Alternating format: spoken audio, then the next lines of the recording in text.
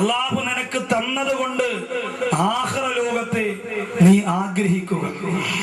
അള്ളാഹു നിനക്ക് തന്നതുകൊണ്ട് ആഖിറ ലോകത്തെ നീ കൊതിക്കുക. എന്നിട്ട് അള്ളാഹു പറയുന്ന വലാ തൻസാ നസീബക മിനദ് ദുനിയാ,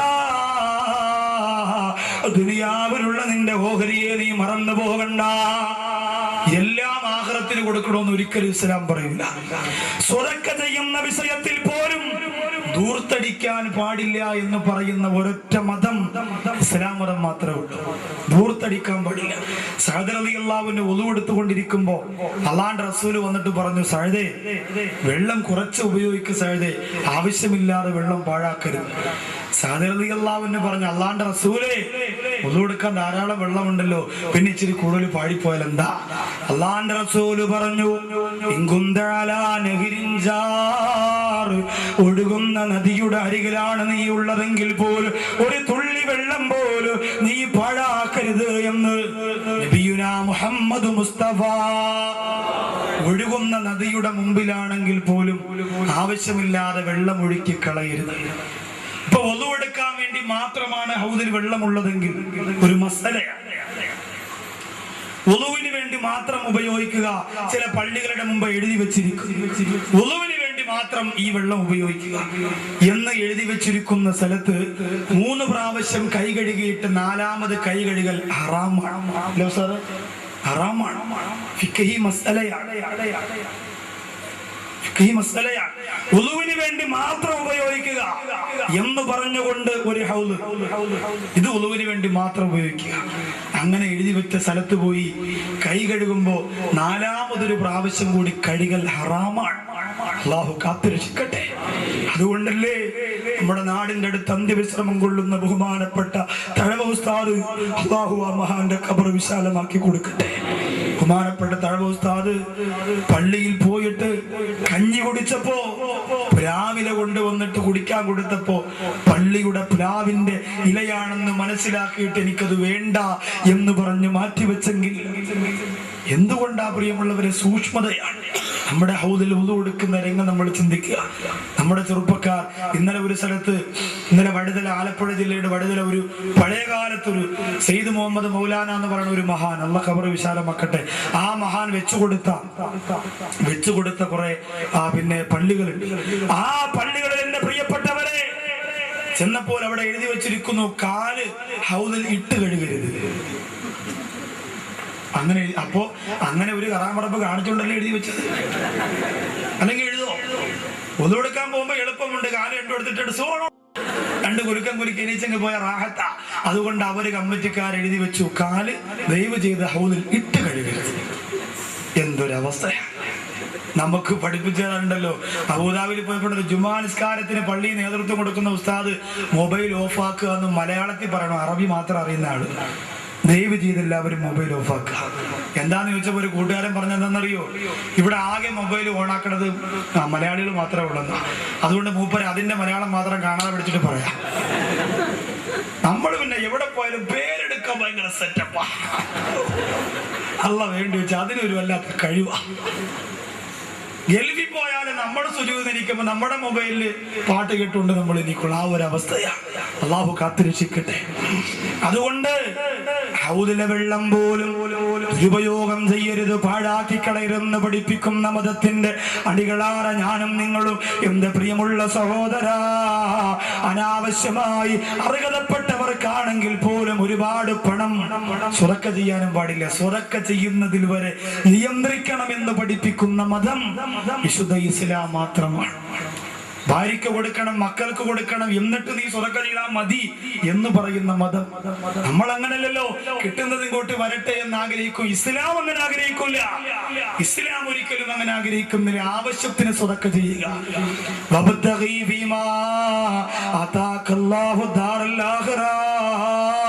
അല്ലാഹു തന്നതുകൊണ്ട് ആഖിറത്തെ നീ മോഹിക്കുക. അല്ലാഹു തന്ന ദുനിയാവിന്റെ സുഖം നീ മറന്നു പോകണ്ട. നിനക്ക് ദുനിയാവിൽ നല്ല വീട് വെക്കണം, നല്ല വീട് തന്നെ വെക്കണം, നല്ല വീട് തന്നെ വെക്കണം. ഇന്ന് ചില ആൾക്കാർ, നാട്ടിലുള്ള ചില ആൾക്കാർ പറയും, ഉസ്താദുമാർക്ക് വലിയ വീട് വെച്ചുകൂടാ. ഉസ്താദുമാർക്ക് വലിയ വീട് വെച്ചില്ല.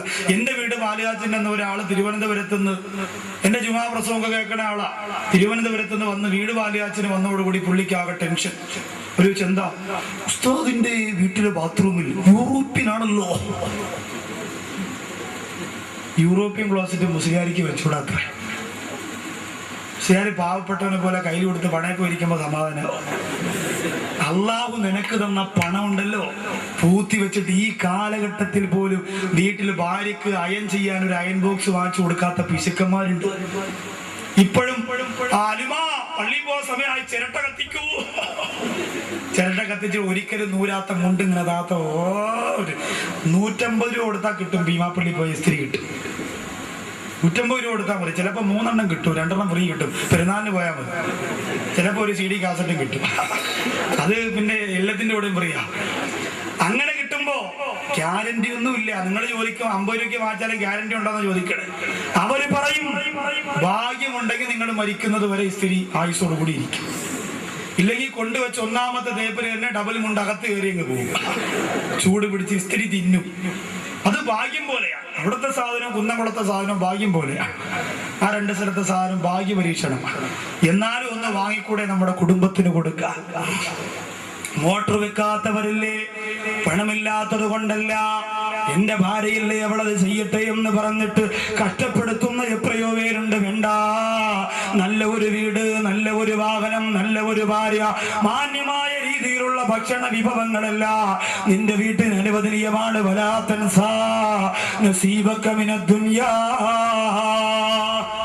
അല്ലാഹു ദുനിയാവിൽ തന്നതിനെ നീ മറന്നു പോകണ്ട, ആസ്വദിച്ചു തന്നെ ജീവിച്ചു. പക്ഷേ അല്ലാഹുവിന്റെ ഖുർആൻ പറയുന്നു, വഅഹ്സിൻ കമാ അഹ്സനല്ലാഹു ഇലൈക. അല്ലാഹു നിന്നോട് ഗുണം ചെയ്തതുപോലെ, അല്ലാഹു നിനക്ക് അനുഗ്രഹം ചെയ്തതുപോലെ നീ തിരിച്ചും ചെയ്യുക എന്ന് അല്ലാഹുവിന്റെ റസൂല് പഠിപ്പിക്കുമ്പോ, പ്രിയമുള്ളവരെ, നമുക്ക് അല്ലാഹു ചെയ്തു തന്നതുപോലെ നമ്മളും തിരിച്ചു ചെയ്യണം.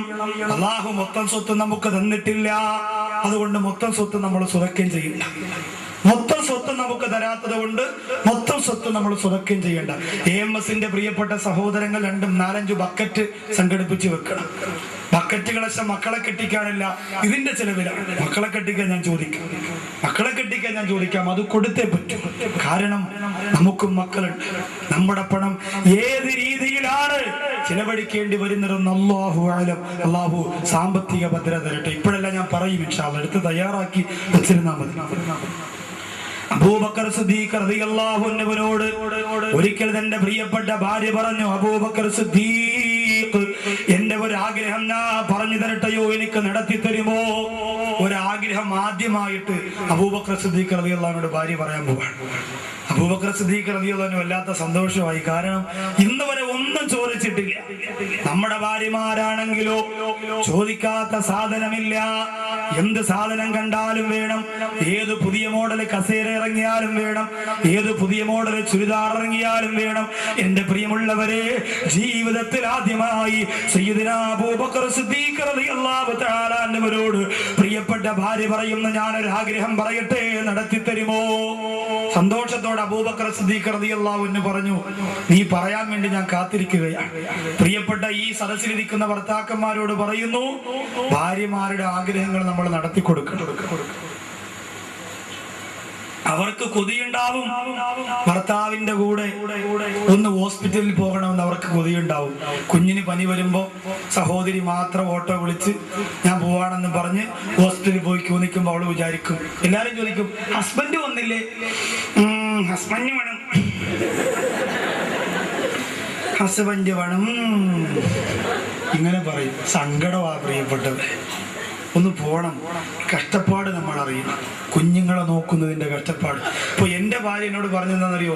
വീട്ടിൽ രാവിലെ 7 മണിയാകുമ്പോ വിളി തുടങ്ങും. മൂത്തോ പറഞ്ഞു, കരച്ചിലോട് കരച്ചില. നഴ്സറി പോകാൻ എന്തൊരു മടിയാ. എന്റെ മോൻ തന്നെ ഒരു കാരണവശാലും കെട്ടിയിട്ടാലോ സ്കൂളിൽ പോകില്ലെന്ന് പറഞ്ഞിട്ട് ബഹളോ.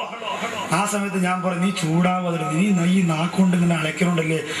ഓ അറിയാം, 2 ദിവസം വീട്ടിൽ നിന്ന് നോക്കുമ്പോ അറിയാം മക്കളെ ഗുണം. ഭാര്യ എന്നോട് പറയാ, എന്ന് പറഞ്ഞാൽ നമ്മൾ 2 ദിവസം വീട്ടിൽ നിന്ന് മക്കളെ ഒന്ന് നഴ്സറി കൊണ്ടുപോകാനും ഒന്ന് കുളിപ്പിക്കാനും ഒന്ന് അടുത്ത് നിൽക്കാനും സമയം കാണുമ്പോഴാണ് നമ്മുടെ ഭാര്യമാർ നമ്മുടെ മക്കളെ നോക്കാൻ എന്തുമാത്രം കഷ്ടപ്പെടുന്നുണ്ട് എന്ന് നമുക്ക് മനസ്സിലാവുക. പ്രിയമുള്ളവരെ, നമ്മൾ ചിന്തിക്കണം. ചെറിയ കാര്യമൊന്നുമില്ല. ഭാര്യമാർക്ക് ആഗ്രഹമുണ്ടാകും വല്ലപ്പോഴും ഭർത്താവിന്റെ കൂടെ കടയിൽ പോയിരുന്നൊരു മസാല ദോശ കഴിക്കണം. കരുനാഗപ്പള്ളി പുട്ടുകടാന്ന് എല്ലാവരും പറയണം. എത്രയോ ഭാര്യമാരെ ഓച്ചറേന്ന് കൊണ്ടുപോയി. എനിക്കും കിട്ടി ഒരു പണത്താ. ഇതുവരെ അങ്ങനെ പറയിപ്പിക്കരുത്. കൊണ്ടുപോകണം, ഏതെങ്കിലും സ്ഥലത്തൊക്കെ കൊണ്ടുപോകണം. കൊണ്ടുപോയിട്ട് സമയം കിട്ടുമ്പോഴൊക്കെ ഉണ്ടല്ലോ, കൊണ്ടുപോയി എവിടെയെങ്കിലും ഒന്ന് കടപ്പുറത്താണെങ്കിലും കുഴപ്പമില്ല, നീ കൂടെ പോകണം, കൂട്ടുകാരന്റെ കൂടെ വിടരുത്. ഹലോ, എനിക്ക് വരാൻ ടൈമിൽ, അതുകൊണ്ട് ഷാനവാസിനെ അങ്ങോട്ട് വിടാം, ബീച്ച് വരെ ഒന്ന് പോയിട്ട് വാ എന്ന് പറയരുത്. അത് കൊലച്ചതിയാണ്. അത് ചെയ്യരുത്. ഭാര്യക്ക് സന്തോഷമായിരിക്കും, കൊള്ളാം, അവര് കേൾക്കാൻ വേണ്ടി കാത്തിരിക്കാം. പക്ഷെ നീ അങ്ങനെ അവരെ കൊലയ്ക്ക് കൊടുക്കരുത്. അള്ള കാത്തുരക്ഷിക്കട്ടെ. വല്ലപ്പോഴും ഒക്കെ കൊണ്ടുപോകണം. കടയിലൊക്കെ കൊണ്ടുപോയി ഇച്ചിരി മസാല ദോശയൊക്കെ വാങ്ങിച്ചു കൊടുത്ത് എങ്ങനെ ഉണ്ട് എന്നൊക്കെ ചോദിക്കണം.